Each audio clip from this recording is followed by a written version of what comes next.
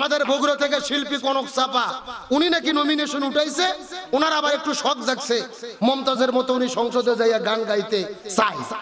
কিন্তু উনি যেই নমিনেশন পেপার উঠাইছে, আমাদের বগুড়ার যত মহিলা নেত্রী আছে একেবারে মাঠের মধ্যে নামিয়ে মাজা বাঁধে আন্দোলন করা শুরু করেছে। পুরো বাংলাদেশ ভাইরাল, মিডিয়া তোলপাড়। আমরা 17 বছর কষ্ট করলাম, আজকে কোথায় থেকে সুযোগ সন্ধানী ও এসে এমপি হবে, এটা মানা যাবে? আমরা শুধু একটি কথাই বলতে চাই, গত 17 বছরে স্বৈরাচার হাসিনা মমতাজকে সংসদে ঢুকাইয়া গান শোনাইয়া সংসদকে কলঙ্কিত করেছিল। ওই একই রকম ভাবে সংসদের ভেতরে আর কোন গানের আড্ডা আমরা দেখতে চাই? যেই সংসদের বিরোধী দলের অধিকাংশ এমপিদের মাথার ভেতরে টুপি, মুখের মধ্যে দাড়ি, সুবহানাল্লাহ বলবেন না? মাননীয় স্পিকার নামাজের সময় হওয়ার আগে বলে, সব বিল পরে আগে নামাজে চলো, সুবহানাল্লাহ বলেন। প্রথম দিনে তিনি নাহমাদুহু খুতবা দিয়ে তিনি সংসদ শুরু করলেন। সুতরাং ওই সংসদে আবার নতুন করে কোনো গায়ক গায়িকা, নায়ক নায়িকা ঢুকে সংসদকে যেন অপবিত্র বিতর্কিত না করে, এটাই আমরা জাতির কাছে, সরকারের কাছে আশা করি। তার কারণ গত 16 বছরে বাংলাদেশের কেউ সংসদ দেখতো না, কিন্তু বর্তমানে এমন একটা সংসদ হয়েছে, তামাম বাংলাদেশের মানুষের চোখ এখন ওই সংসদের দিকে। কেউ খবরে বক্তব্য শোনে, কেউ ফেসবুকে, কেউ ইউটিউবে, এমনকি বুড়ো চাচা বলতে লেপে উঠে কয় যে দেখি তো বিরোধী দল কি বললো, কথা কর না কে? তাহলে পুরো দেশের মানুষ আজকে সংসদ দেখতেছে। আমির হামজা কি বক্তব্য দেয় জনগণ শোনে, ডক্টর শফিকুল ইসলাম মাসুদ ভাই কি বলে, হাসনাত আব্দুল্লাহ কি বলে, সরকারি দল বিরোধী দল কি বলে, সবাই সংসদে তাকিয়ে থাকে। সুতরাং পুরো জাতিকে গান শোনাইয়া আবার কলঙ্কজনক অধ্যায় যেন তৈরি না হয়। কথা ক্লিয়ার না ভেজাল আছে? সংসদে প্রতি মিনিটে 2 লক্ষ টাকা খরচ হয়। আপনারা জানেন কয় লাখ? প্রতি মিনিট বক্তব্য দিতে গেলে 2 লক্ষ টাকা লাগে। আচ্ছা বলেন তো, এই টাকা কি এমপিদের টাকা না আমাদের টাকা? আপনার আমার পকেটের টাকাতে সংসদ চলে। ওই সংসদে জাতির কল্যাণে কথা হোক, দেশের কল্যাণে কথা হোক, আজে বাজে গান বাজনা আর বিতর্কের প্রয়োজন নাই। দেশের জন্য কাজ করেন, কারণ আমাদের টাকায় ওই সংসদ চলে। তাহলে চিৎকার করে বলেন, বেপরদা নারীরা কোথায় যাবে? আরো জোরে বলেন, চিৎকার করে বলেন তো, বেপরদা নারী যারা। এ মুসলমান ভাইরা গভীর মনোযোগ লক্ষ্য করুন। নবীজি জিবরাইলকে জিজ্ঞেস করে বলেন, হে ভাই জিবরাইল, 2 নম্বর কারা জান্নাতের মধ্যে যাবে তোমার কাছে জানতে চাই, বলো তো দেখি। জিবরাইল ডাকতে বলে, ইয়া রাসূলুল্লাহ, 2 নম্বর হলো ওই প্রকার মহিলাগুলো যেই মহিলাগুলো স্বামীর কথা শোনে না, স্বামীর কথা মতো জীবন পরিচালনা করে না, স্বামীর আনুগত্য করে না, এই সমস্ত মহিলাগুলো জান্নাতের মধ্যে যাবে। তার মানে বোঝা গেল, স্বামীর অবাধ্য স্ত্রী যারা জাহান্নামে যাবে। বেপরদা নারী যারা, স্বামীর অবাধ্য স্ত্রী যারা। এই জন্য আমার নবী বুখারী শরীফের হাদিসের মধ্যে বলেন, মহিলাদের জন্য 4টা আমল করতে হবে।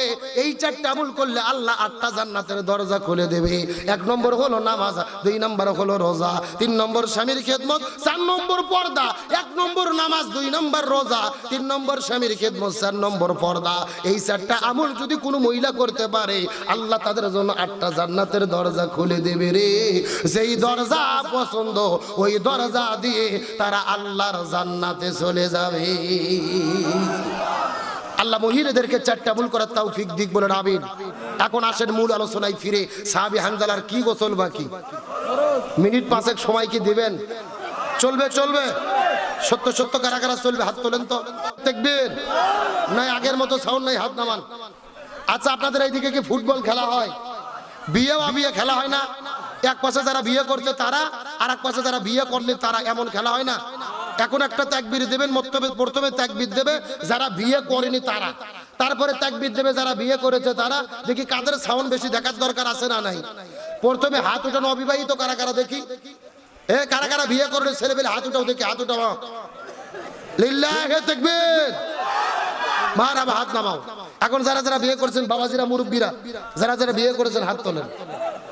লিল্লাহি তাকবীর, মারহাবা। সাউন্ড কোনটা বেশি? মুরব্বি, আপনারা বিয়ে করছেন এই জন্য বলতেছেন নাকি?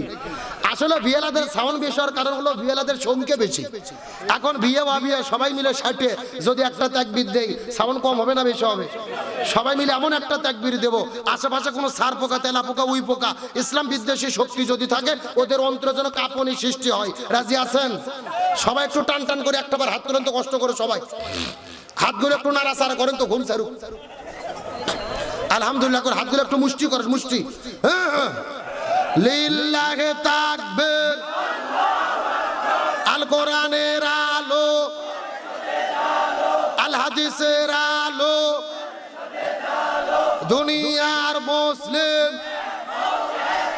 ইসলামের শত্রুরা, কোরআন আছে যেখানে, হাদিস আছে যেখানে, লিল্লাহে তাকবীর। আলহামদুলিল্লাহ ভাই, আমার কলিজা ঠান্ডা হয়ে গেছে। রাত বাজতেছে 12টা 26 মিনিট, আর আপনাদের চোখের দিকে চাইয়ে মনে হচ্ছে সন্ধ্যে 7টা বাজে। মানে রাত 12টা কখন পার হয়েছে আমরা বুঝতেই পারিনি। সুবহানাল্লাহ বলেন। আমার মন বলতেছে আজকের মাহফিল আল্লাহর দরবারে কবুল হয়ে গেছে, আমিন বলেন। আমরা মোনাজাত না করে কি কেউ যাব? শেষ পর্যন্ত আছি তো। আল্লাহর রহমত আমার মন ভরছে আরেকটা কারণে, লোক বাড়ছে কিন্তু কমেনি। মানে আমি ওয়াজ শুরু করার পরে লোক কিছু বেড়েছে কিন্তু কমেনি। আল্লাহ তাআলা কবুল করুক, আমিন বলেন। শর্টকাটে আলোচনা, সাহাবী হানজালার কি গোসল বাকি। আমার বন্ধুগণ, মুসলমান ভাইরা গভীর মনোযোগ লক্ষ্য করুন। কোন দিকে নজর নাই, কোন দিকে তাকাতাকি নাই। যেই বিষয়টা বোঝানোর জন্য এতক্ষণ পর্যন্ত আপনাদের মধ্যে আলোচনা করলাম, পুরো আলোচনা যদি ভুলে যান আমার কোনো আপত্তি নাই, তবে শেষ কথাটা ভালো করে মাথার মধ্যে ঢোকানোর চেষ্টা করবে।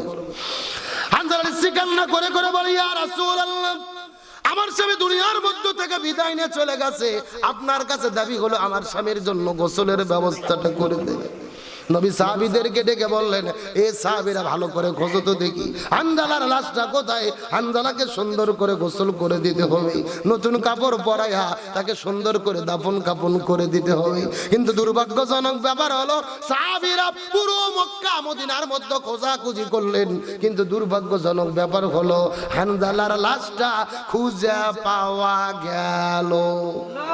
সাহাবীরা আসার পরে বলে, ইয়া রাসূলুল্লাহ, আমরা দীর্ঘক্ষণ ধরে চেষ্টা করেছি কিন্তু হানজালার লাশটা খুঁজে পাইলাম না।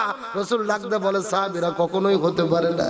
মক্কা মদিনায় ভালো করে খোঁজো, খেজুর বাগানের মধ্যে খোঁজো, উদের প্রান্তরে ভালো করে খোঁজো, হানজালার লাশটাকে খুঁজে বের করতে হবে। সাহাবীরা আবার দৌড়ানো শুরু করলেন, চতুর্দিকে খোঁজাখুঁজি শুরু করলেন। কয়েক ঘন্টা খোঁজাখুঁজি করার পরে সাহাবীরা কান্না করে করে রাসূলের কাছে আসার পরে বলে, ইয়া রাসূলুল্লাহ, আমরা চতুর্দিকে বিকাল পর্যন্ত খোঁজাখুঁজি করলাম কিন্তু হানজালার লাশটা খুঁজে পাওয়া গেল না। আমার নবীজি নামাজ পড়তে পড়তে নামাজের সিজদায় চলে গেছেন।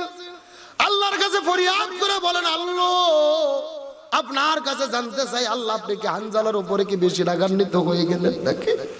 বাসর ঘরে নতুন বউ রেখে, ফরজ গোসল বাদ রেখে অপবিত্র শরীরে তিনি যুদ্ধ করতে এসেছিল।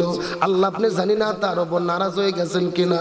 আল্লাহ আপনার কাছে ফরিয়াদ করে বলি, আপনি হানজালার লাশের সন্ধানটা দিয়ে দেয়। নবী কান্না করে করে কিছুক্ষণ পরে লক্ষ্য করে দেখে আকাশের মধ্য থেকে ঝিরি ঝিরি ঝিরি ঝিরি বৃষ্টি পড়তেছে। এই দৃশ্য দেখার পরে নবীজির টেনশন আরো বেড়ে গেল। আকাশের মধ্যে মেঘ নেই, কোথায় থেকে বৃষ্টি পড়ে। নবী আবার কান্না করে সিজদার মধ্যে চলে গেলেন। আমার নবীজি হাউমাউ করে করে করে করে করে করে যখন কান্না করে, কিছুক্ষণ পরে আল্লাহর পক্ষ থেকে জিবরাইল আসার পরে বলে, ইয়া রাসূলুল্লাহ, আপনি হলডিল হবেন না, টেনশন করবেন না, রাগান্বিত হবেন না, পেরেশানি হবেন না, কোনো টেনশন করবেন না। ওয়ালা তাহিনু ওয়ালা তাহজানু ওয়া আনতুমুল লাউনা ইন কুনতুম মুমিনিন। আপনি হানজালার জন্য এত পেরেশানি হবেন না। হানজালা বাসর ঘরের মধ্যে বউ রাখার পরে ওই বাসর ঘরে বউ রেখে জিয়াদের প্রান্তরে দৌড়ে চলে এসেছে। ফরজ গোসল বাকি ছিল, একদিকে ফরজ গোসল বাকি ছিল, অন্যদিকে 3 ওয়াক্ত ফরজ নামাজ কাজা করেছে। ওই ফরজ গোসল বাকি রেখে 3 ওয়াক্ত ফরজ নামাজ কাজা করে এই জমিনে দিন কায়েমের আন্দোলন করেছে। কোরআনকে বিজয়ের জন্য তিনি চেষ্টা করেছে। আর ইসলামী আন্দোলন করতে গিয়ে, এই জমিনে কোরআন বিজয়ের কাজ করতে গিয়ে শাহাদাত বরণ করে দুনিয়া থেকে বিদায় নিয়ে চলে গেছে। আল্লাহ হানজালার উপরে এত বেশি রাজি খুশি হয়ে গেছে রে, আল্লাহ জান্নাতের মধ্য থেকে 70 জন ফেরেশতা পাঠায়া ওই জমজমার হাউজে কাউসারের পানি দিয়ে আল্লাহ তাআলা হানজালার জন্য আসমানে গোসলের ব্যবস্থা করেছে।